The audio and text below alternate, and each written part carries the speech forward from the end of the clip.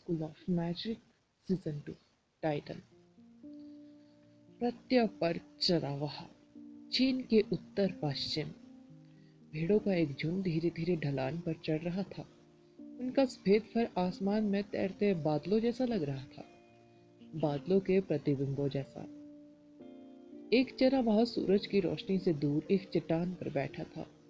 वह कुछ चबा रहा था और ऐसा लग रहा था कि उसे इसमें मजा आ रहा है। उसे भेड़ों की देखभाल करने की कोई जल्दी नहीं थी।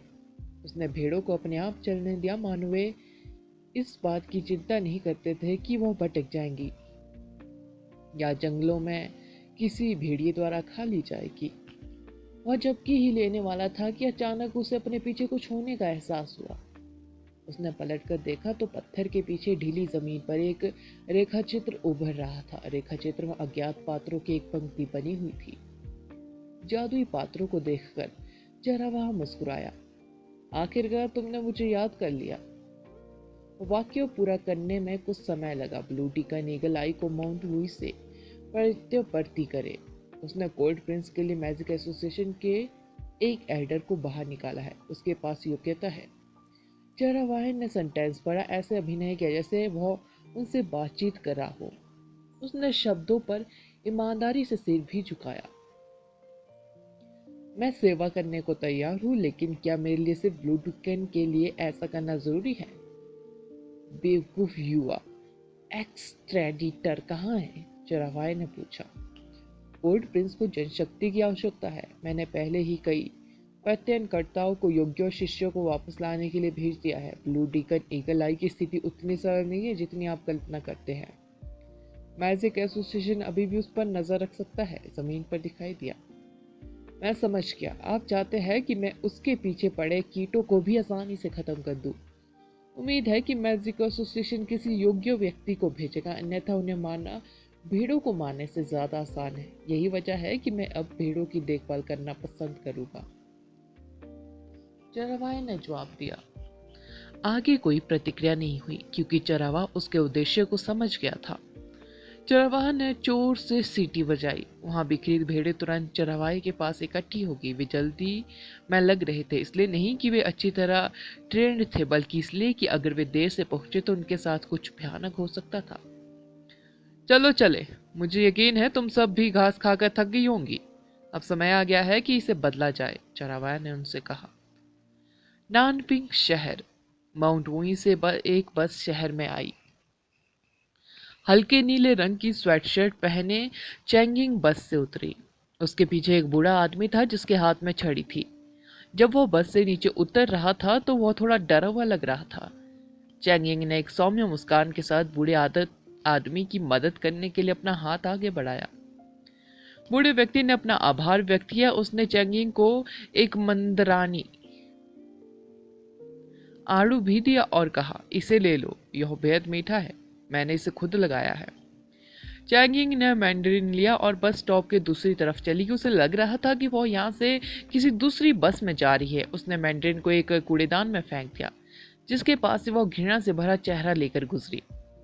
उसे दोस्ताना व्यक्ति होने का दिखावा करना बिल्कुल पसंद नहीं था। उसे ऐसा लगता था जैसे उस पर कोई घिनौनी चीज का दाग लगा हो, फिर भी उसके पास मैजिक एसोसिएशन के अधिकारी का वेश धारण करने के अलावा कोई चॉइस नहीं थी। उसने गहरी सांस ली। उसे पहले से ही आजादी की खुशबू आ रही थी।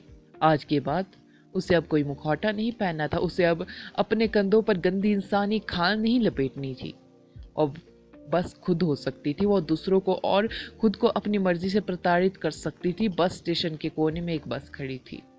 यह एक कोच था जो दूसरे शहर जा रहा था। चैंगिंग आखिरी पंक्ति में बैठ गई। कोच में कुछ यात्री थे। उसके सामने एक आदमी बैठा था जिसने ग्रे रंग की टोपी और उत्तर पश्चिम में आम पहना हुआ था। उसके पैर सामने की सीटों पर थे और वह कुर्सी से टिका हुआ था। उसका चेहरा टोपी से ढका हुआ था और वह गहरी नींद में सो रहा था। शैतान नगरी के मेंबरों को उपनगरीय इलाकों में मिलना पसंद नहीं था। ऐसा करना नासमझी थी। जब तक वे भीड़ और समाज में घुल मिल जाएंगे, मैजिक एसोसिएशन उन्हें कभी नहीं पकड़ पाएगा। ब्लू डीकन ईगल आई। सामने की सीट पर सो रहे आदमी ने कहा। उसने जानबूझकर अपनी आवाज कम नहीं की। चैंगिंग चौंक गई। उसने शुरू में सोचा था कि वह अपने गंतव्यों पर एक्स्ट्रेडिटर से मिलेंगी। वह कोच में एक्स्ट्रेडिटर को देखकर हैरान रह गई। मैं हूं। चैंगिंग जानती थी कि केवल शैतान नगरी से ही कोई उसका यह नाम जान सकता है। मैं चरावाह हूं। यह तुम हो? क्या मुख्य एक्सिट्रिकेटर ने तुम्हें मेरे पास भेजा है? चैंगिंग बेहद खुश हुई। शेफर्ड एक्सट्रेटिटर्स के बीच मशहूर थे। शैतान नगरी में किसी के लिए भी उसके द्वारा प्रत्यर्थी किया जाना एक बड़ा सम्मान था। उसका मानना था कि उसने कोल्ड प्रिंस को मैजिक एसोसिएशन के एल्डर को बाहर निकालने में हेल्प करके एक महान काम किया था। शैतान नगरी में लौटने के बाद उसे ग्रेट डिकन के पद पर पदोन्नत किया जा सकता था और यहाँ तक कि वह रेड कार्डिनल की दाहिनी भुजा भी बन सकती थी। तुम स्पष्ट रूप से मेरे द्वारा प्रत्यर्पित किए जाने के योग्य नहीं हो। मेरा मानना है कि मुख्य प्रत्ययनकर्ता ने मुझे यह सुनिश्चित करने के लिए यहाँ भेजा है कि मैजिक एसोसिएशन उनकी योजना में कोई गड़बड़ी न करे। मास्टर कोल्ड प्रिंस इस बार कुछ बड़ा करने की योजना बना रहे हैं। मैं इसे महसूस कर सकता हूँ। उनके चेहरे पर जो मुस्कान थी वह भूमध्य सागर के रक्तपात के दौरान की मुस्कान से भी बड़ी थी। मुझे चीन के लिए बुरा लग रहा है। उन्होंने पहले सालान के खिलाफ एक राष्ट्र के रूप में अपना गौरव खो दिया और अब उन्हें मास्टर कोल्ड प्रिंस द्वारा फिर से रौंदा जाएगा। शेफर्ड ने जवाब दिया। मैं भाग लेने के लिए तैयार हूं मिस्टर शेफर्ड। कृपया मुझे प्रत्यर्पित कर दीजिए। मैं आपको निराश नहीं करूंगी। चैंगिंग ने कहा। शेफर्ड ने कहा, कोई जल्दी नहीं है। देखते हैं कि मैजिक एसोसिएशन के कितने लोग आपके पीछे पड़े हैं। मेरे पीछे? यह असंभव है। मैंने एक बेहतरीन शतरंज का मोहरा तैयार किया था जिसे मैंने अपने जाल में फंसाने के लिए यूज किया। ऐसा कोई तरीका नहीं जिससे वे मुझ पर शक करे। मुझे नहीं लगता कि कोई मेरा पीछा कर रहा है। चैंगिंग ने आत्मविश्वास से कहा। क्या ऐसा है? चरावा मुस्कुराया और चुप हो गया। चैंगिंग को शेफर्ड की क्षमताओं के बारे में पता था। वह भी चुप रही। बस जल्द ही शहर छोड़कर राजमार्ग पर चली गई। नानपिंग से जियांगशी तक का राजमार्ग घुमावदार रास्तों और पहाड़ियों से होकर गुजरता था। राजमार्ग या तो पहाड़ों के बीच से होकर जाता था या दो पहाड़ों के बीच ऊंचे पुलों को पार करता था और विशाल पहाड़ों के बीच सुरंगों से होकर गुजरता था।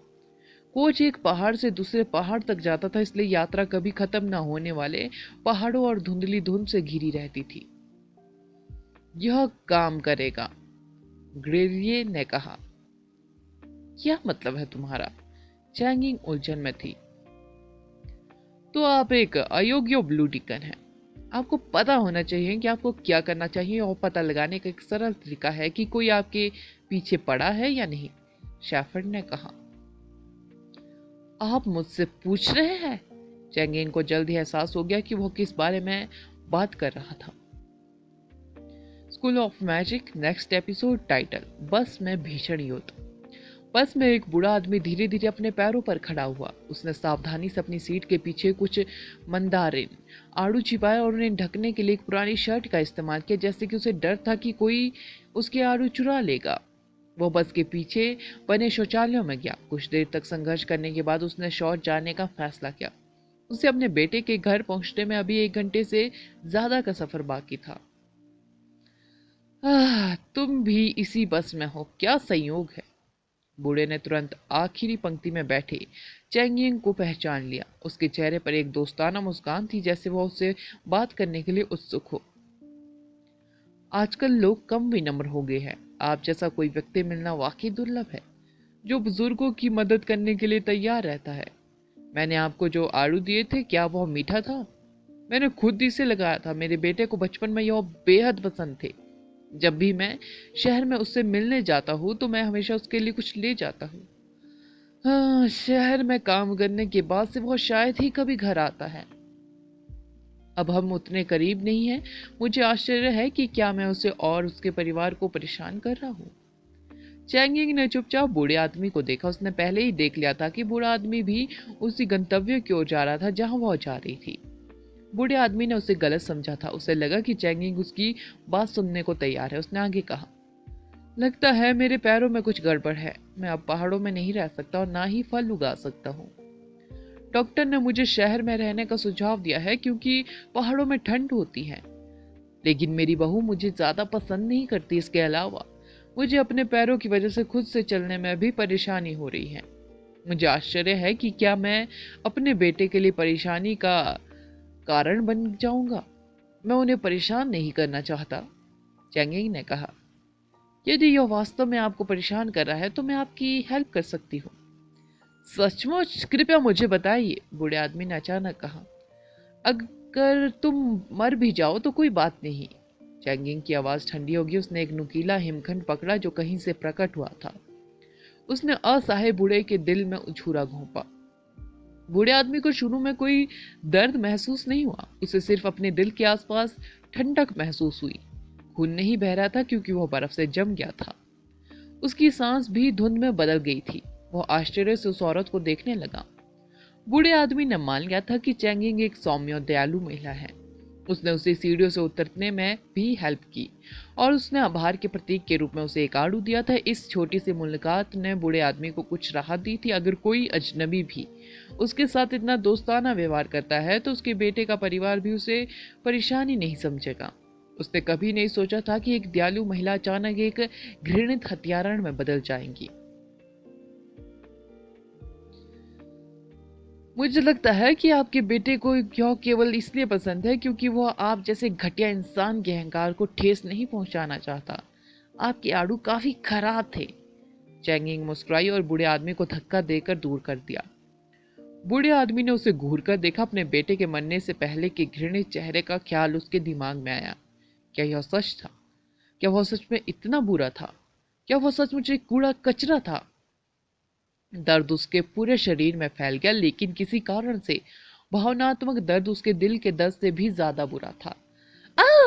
अन्य यात्रियों ने देखा था कि क्या हुआ था और डर से चिल्लाए, बचाओ, वो एक हत्यारा है। ड्राइवर ने बस को रोकने के लिए तेजी से ब्रेक लगाए ताकि यात्री बाहर निकल सके। लेकिन अचानक एक अजीब सी आवाज उसके दिमाग में आई जिससे उसे बस का दरवाजा बंद करना पड़ा और गाड़ी चलाना जारी रखना पड़ा। यात्रियों का धैर्य और जवाब दे गया। उन्हें उम्मीद नहीं थी कि बस में दो खूंखार हत्यारे होंगे। महज एक एसोसिएशन के हमारे खिलाफ कभी भी टिक नहीं पाएंगे। किसी को मारना बेहद आसान है, लेकिन किसी व्यक्ति की जान बचाना उससे 10 गुना ज्यादा मुश्किल है।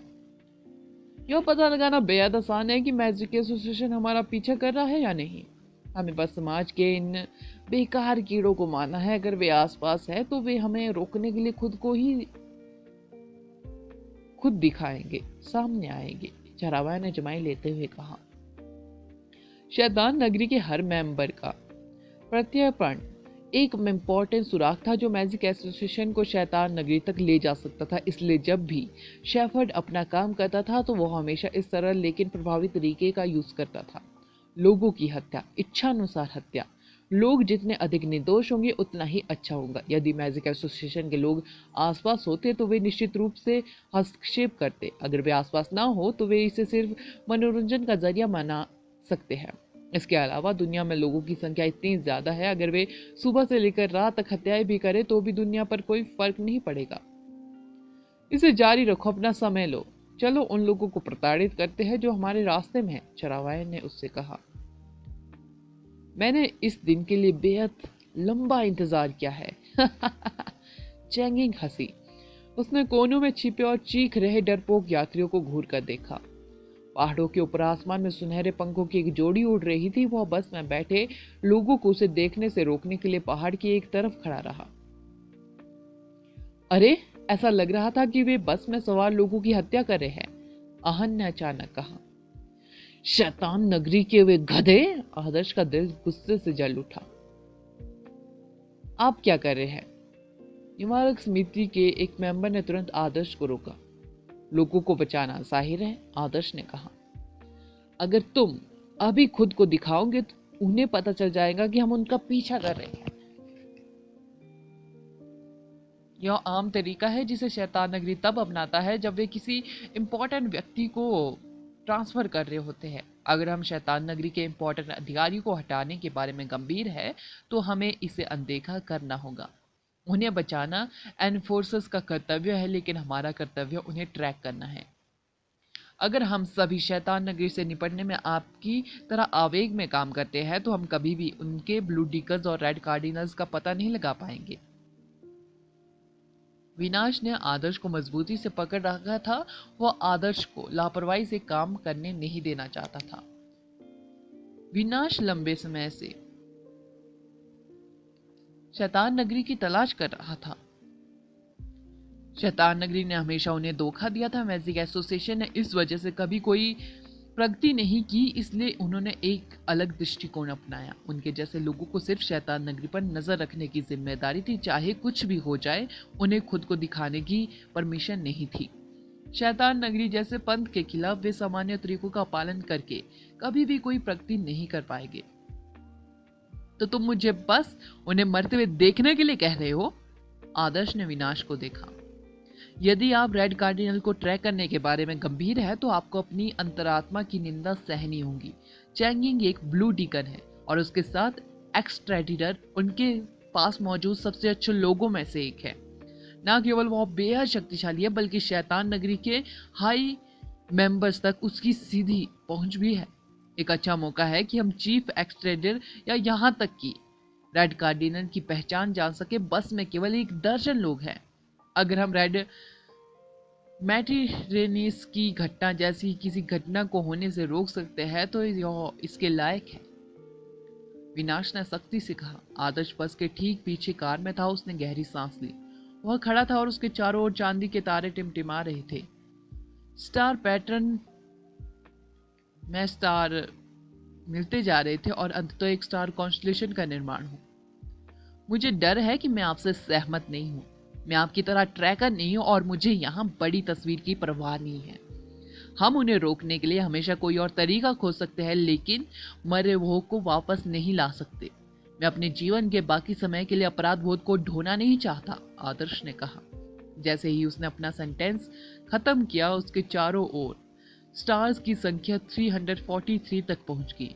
सितारों की चमक अपनी चरम सीमा पर पहुंच गई। वे जल्द ही टुकड़ों में बिखर गए और जादुई तरीके से गायब हो गए।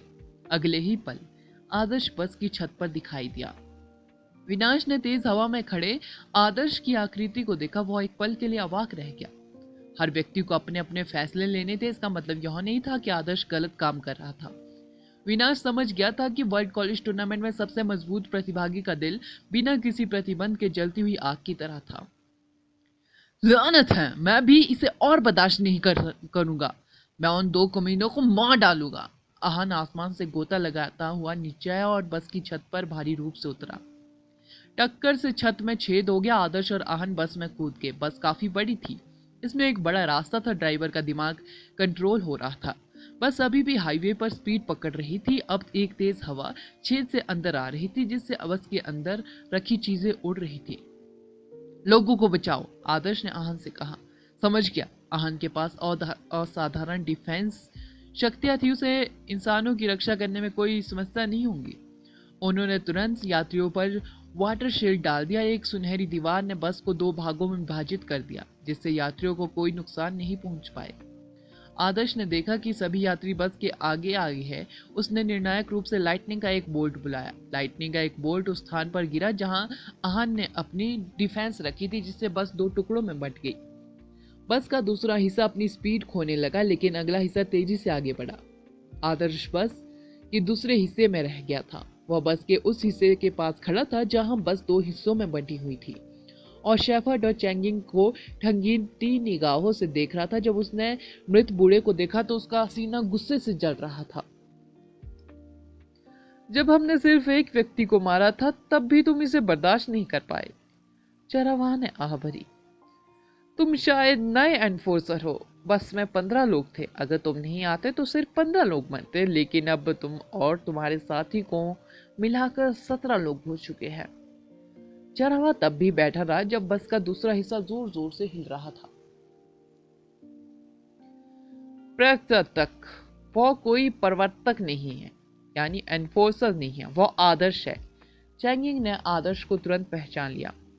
चैंगिंग को यह जानकर आश्चर्य हुआ कि उसका वास्तव में पीछा किया जा रहा था। दूसरे शब्दों में, उसने